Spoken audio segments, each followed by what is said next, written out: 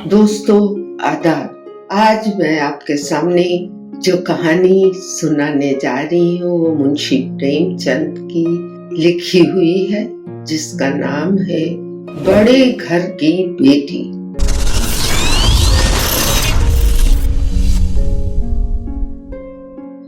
बेनी माधव सिंह मौजा गौरीपुर के जिम्मेदार और नंबरदार थे।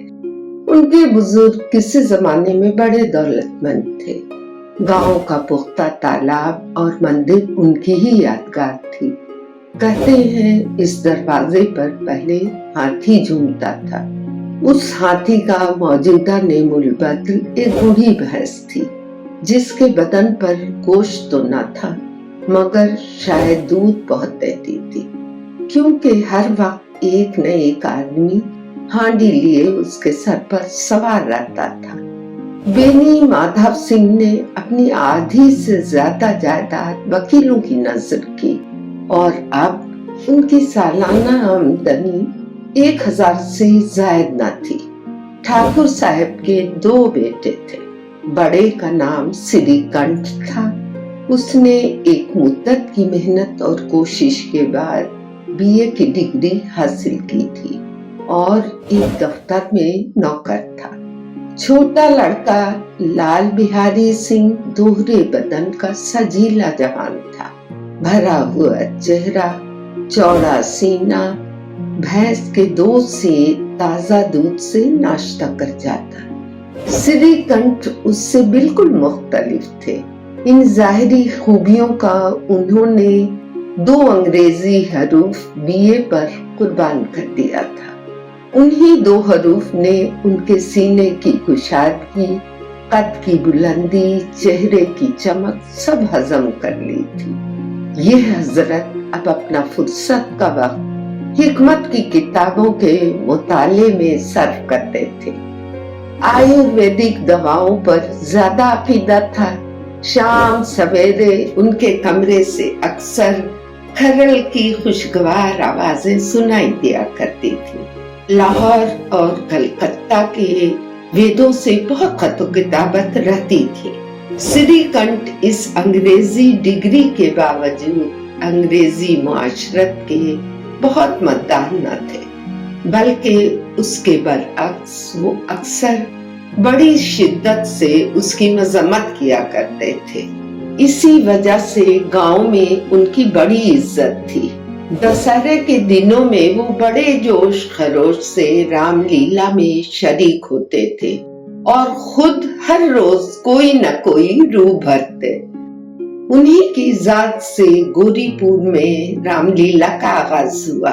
कदीम हिंदू तहजीब का उनसे ज्यादा पुरजोश वकील मुश्किल से कोई होगा। खुसूसन मुश्तरका खानदान के वो जबरदस्त हामी थे।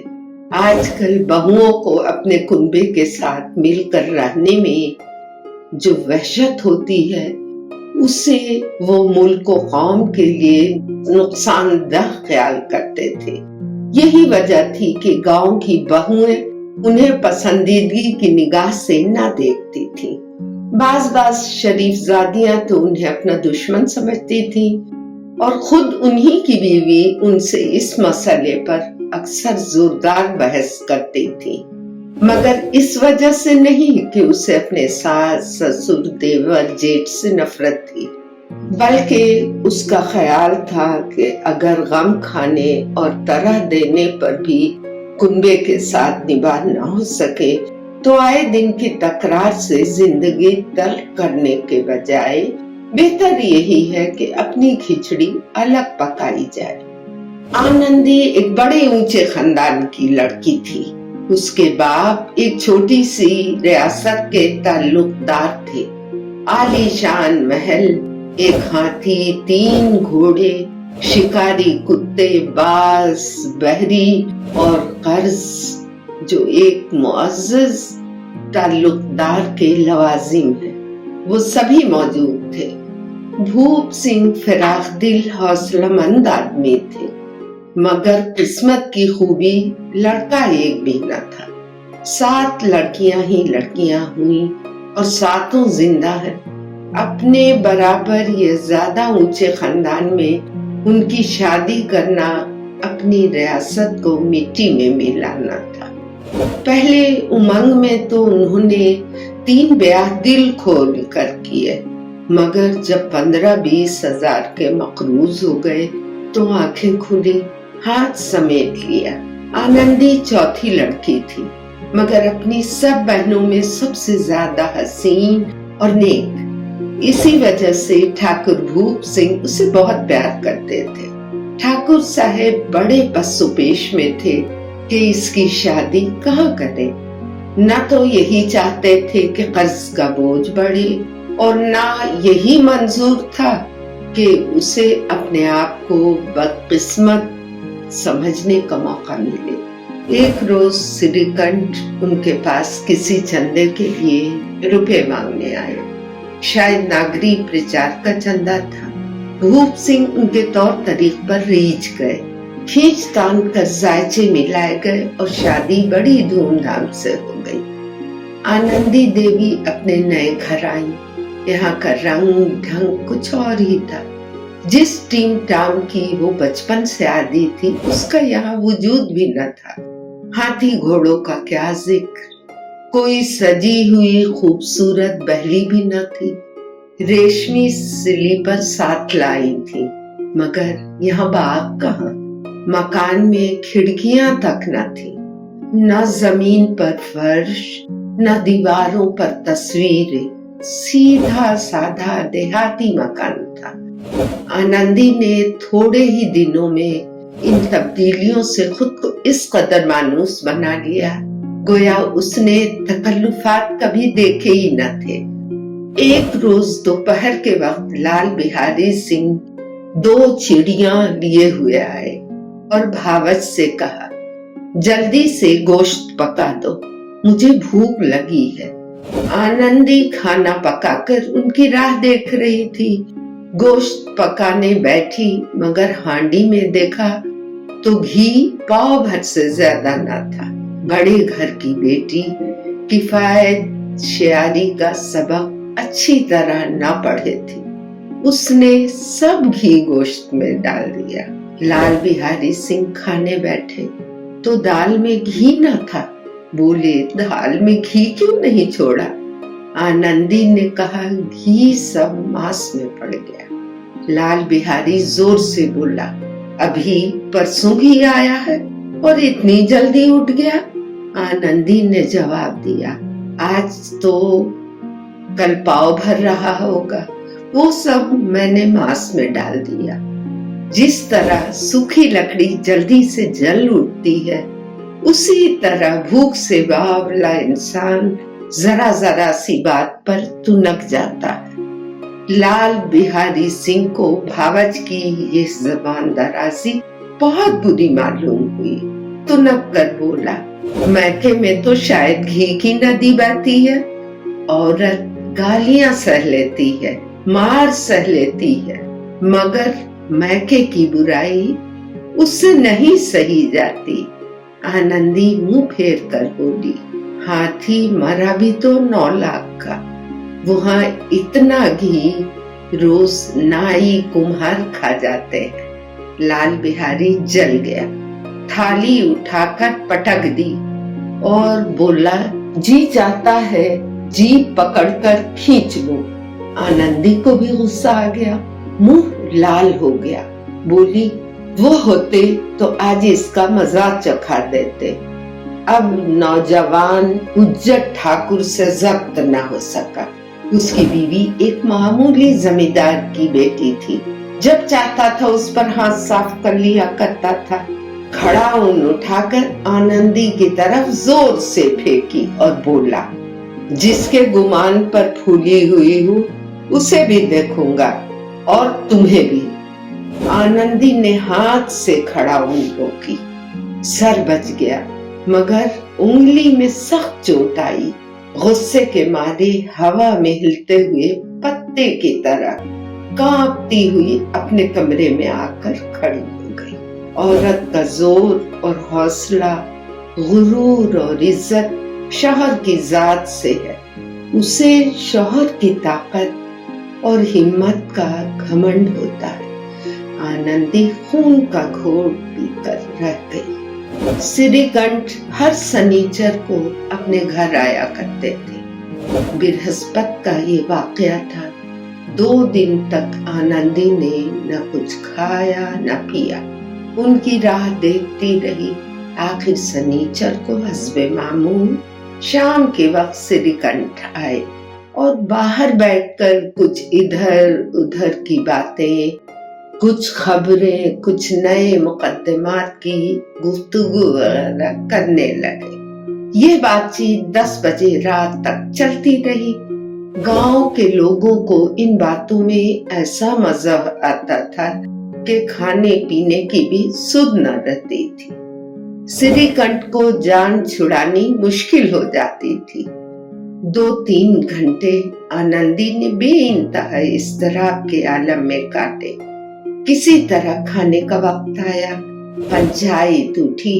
जब तन्हाई हुई तो लाल बिहारी ने कहा, भैया जरा भाभी को समझा दीजिएगा कि जबान संभाल कर बातचीत किया करे, वरना नाहक एक दिन खून हो जाएगा।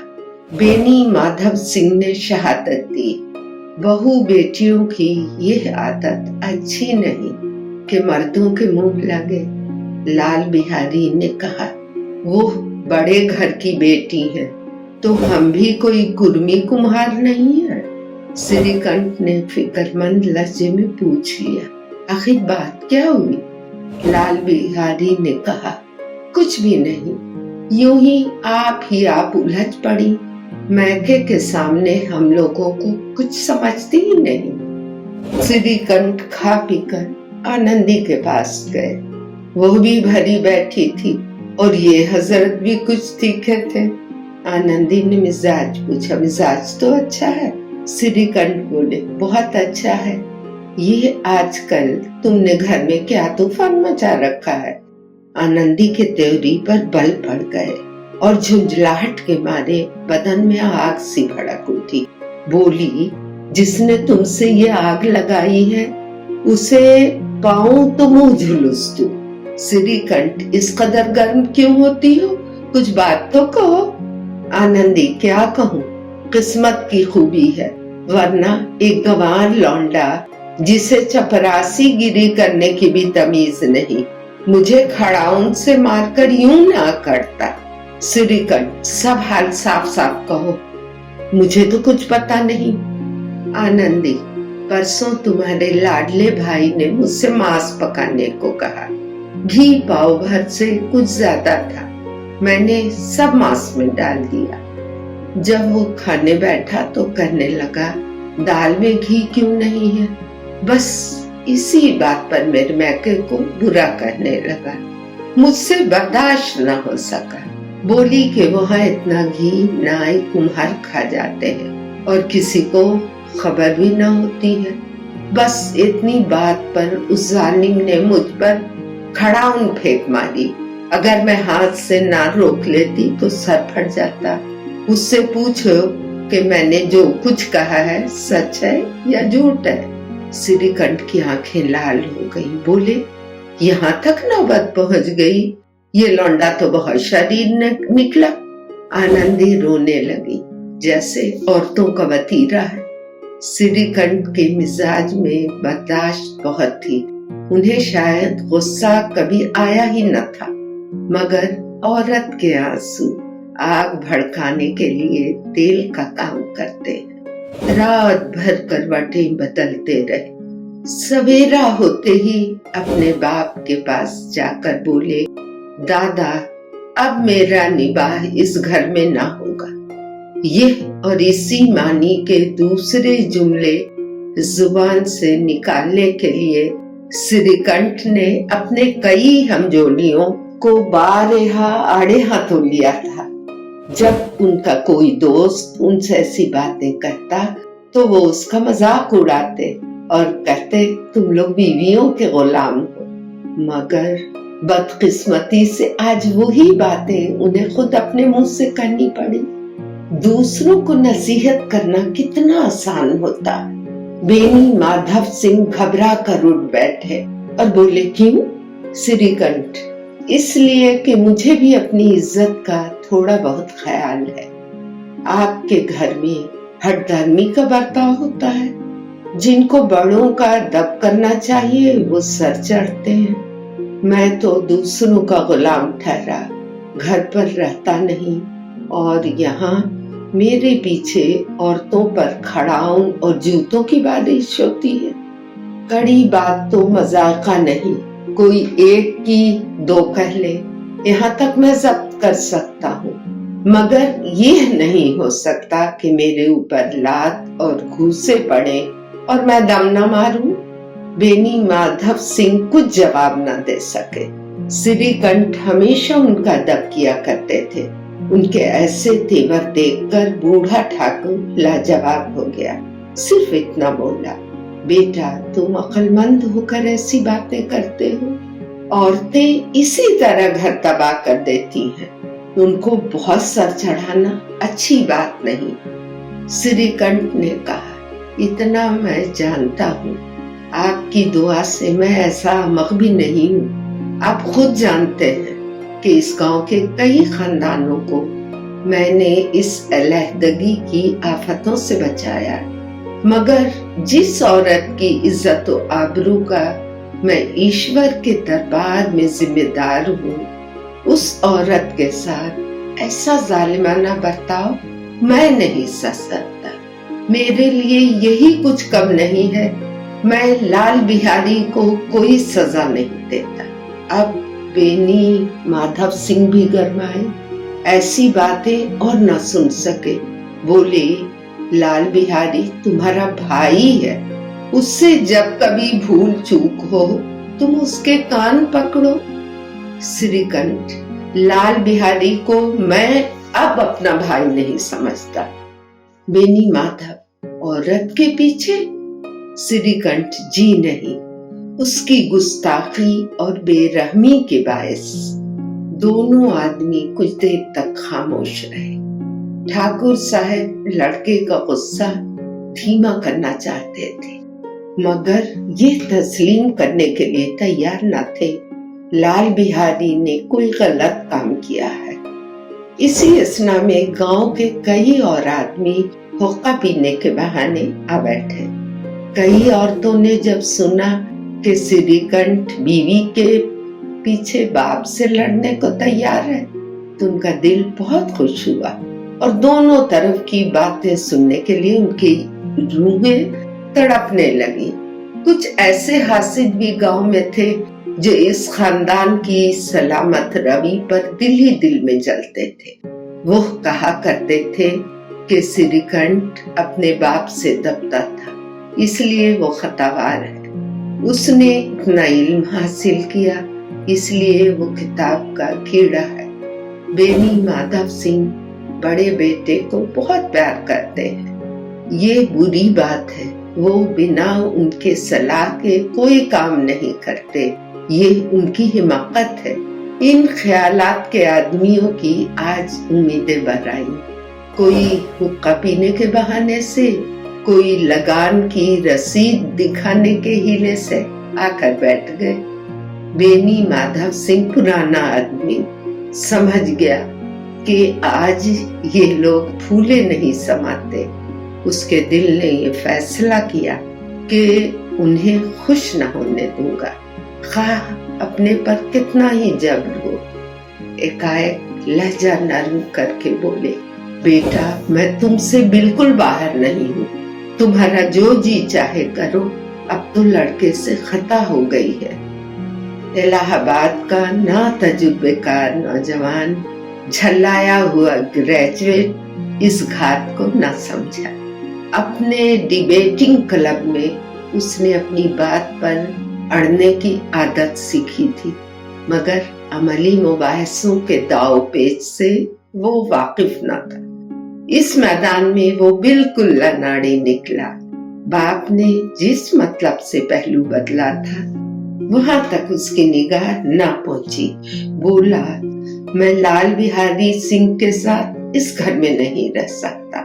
माधव सिंह, बेटा तुम अक्लमंद हो और अक्लमंद आदमी गंवार की बात पर ध्यान नहीं देता।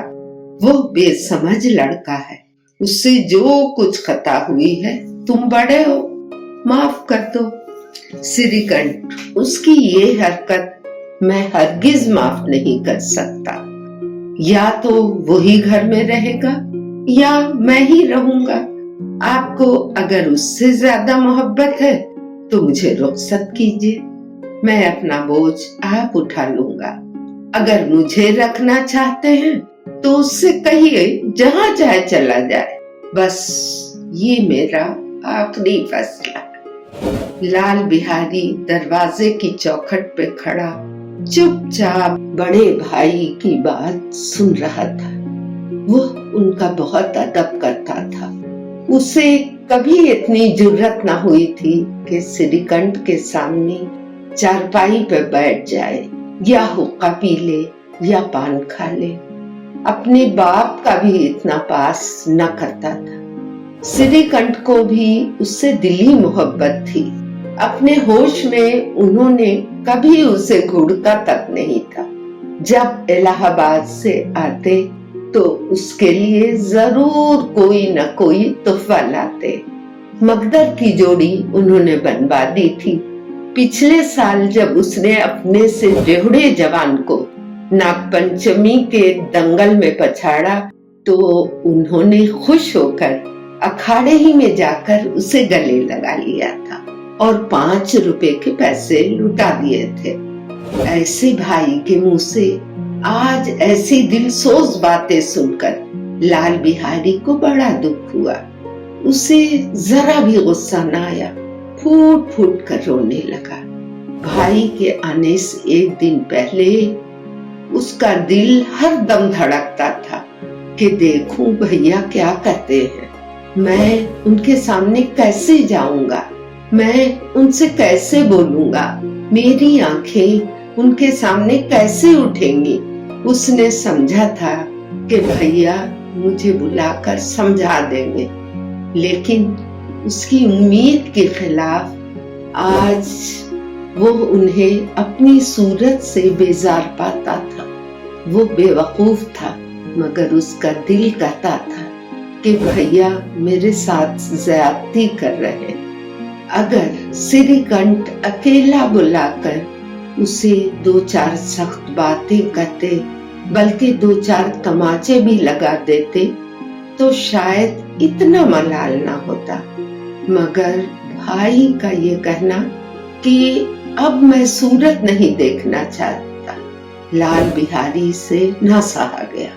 वो रोता हुआ घर में गया और कोठरी में जाकर कपड़े पहने, आंखें पोंछी जिससे ये कोई न समझे कि रोता था। आनंदी के दरवाजे पर आकर बोला, भाभी भैया ने ये फैसला किया है कि वो मेरे साथ इस घर में न रहेंगे। वो अब मेरा मुंह नहीं देखना चाहते, इसलिए अब मैं जाता हूँ, उन्हें फिर मुंह न दिखाऊंगा। मुझसे जो खता हो गई है उसे माफ करना। ये कहते कहते लाल बिहारी का गला भर आया। जिस वक्त लाल बिहारी सर झुकाए हुए आनंदी के दरवाजे पर खड़ा था, उसी वक्त श्रीकंठ भी आंखें लाल किए बाहर से आए। भाई को खड़ा देखा तो नफरत से आंखें फेर ली और कतरा कर निकल गए, गोया उसके साये से भी दूर भागते हैं। आनंदी ने लाल बिहारी की शिकायत तो की थी, मगर अब दिल में पछता रही थी। वो नेक औरत थी और उसके ख्याल में भी न था कि बात इतनी बढ़ जाएगी। वो दिल ही दिल में अपने शौहर के ऊपर झुंझला रही थी कि ये इस कदर गर्म क्यों हो रहे। ये खौफ कि कहीं ये मुझे इलाहाबाद चलने को न करने लगे तो फिर मैं क्या करूंगी, उसके चेहरे को जर्द किए हुए थे। इसी हालत में जब उसने लाल बिहारी को दरवाजे पर खड़े ये कहते सुना कि अब मैं जाता हूँ, मुझसे जो खता हुई है वो माफ करना, तो उसका रहा सहा गुस्सा भी पानी हो गया। वो रोने लगी। दिलों का मैल धोने के लिए आंसू से ज्यादा कारगर कोई चीज नहीं है। श्रीकंठ को देखकर आनंदी ने कहा, लाला बाहर खड़े बहुत रो रहे हैं। श्रीकंठ, तो मैं क्या करूं? आनंदी, अंदर बुला लो, मेरी जुबान में आग लगे, मैंने कहां से ये झगड़ा उठाया। श्रीकंठ, मैं नहीं बुलाऊंगा। आनंदी, पछताओगे? उन्हें पछतावा है, ऐसा ना हो कहीं चल दे। इतने में लाल बिहारी ने फिर कहा, भाभी, भैया से मेरा प्रणाम कर दो, वो मेरा मुंह देखना नहीं चाहते, इसलिए मैं भी उन्हें मुंह नहीं दिखाऊंगा। लाल बिहारी इतना कहकर लौट पड़ा और तेजी से बाहर के दरवाजे की तरफ जाने लगा। एकाएक आनंदी अपने कमरे से निकली और उसका हाथ पकड़ लिया। लाल बिहारी ने पीछे की तरफ ताका और आंखों में आंसू भरकर बोला, मुझे जाने दो। आनंदी, कहाँ जाते हो? लाल बिहारी, जहाँ कोई मेरा मुंह न देखे।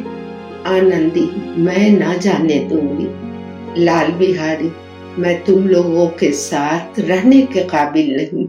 आनंदी, तुम्हें मेरी कसम, अब एक कदम भी आगे न बढ़ाना। लाल बिहारी, जब तक मुझे मालूम ना हो जाएगा कि तुम्हारा और भैया का दिल मेरी तरफ से साफ हो गया है, तब तक मैं इस घर में ना रहूंगा। आनंदी, मैं ईश्वर की सौगंध खाती हूँ कि तुम्हारी तरफ से मेरे दिल में जरा भी मैल नहीं है। अब श्रीकंठ का दिल भी पिघला। उन्होंने बाहर आकर लाल बिहारी को गले लगा लिया और दोनों भाई खूब फूट फूट कर रोए। लाल बिहारी ने सिसकते हुए कहा, भैया, अब कभी न कहना कि तुम्हारा मुंह नहीं देखूंगा, उसके सिवा जो सजा देंगे खुशी से कबूल कर लूंगा। श्रीकंठ ने कांपती हुई आवाज में कहा, लो, इन बातों को भूल जाओ, ईश्वर चाहेगा तो ऐसी बातों का मौका ही ना आएगा। बेनी माधव सिंह बाहर से आ रहे थे। दोनों भाइयों को गले मिलते देखकर खुश हो गए और बोल उठे, बड़े घर की बेटियां ऐसी ही होती हैं, बिगड़ा हुआ काम बना लेती हैं। गांव में जिसने भी ये वाकया सुना, उसने इन्हीं अल्फाज में आनंदी की फैयाजी को सराहा, बड़े घर की बेटियां ऐसी ही होती हैं। तो बताइए दोस्तों, कैसी लगी ये कहानी? अगर आपको ये कहानी पसंद आई है तो लाइक और सब्सक्राइब जरूर कीजिए।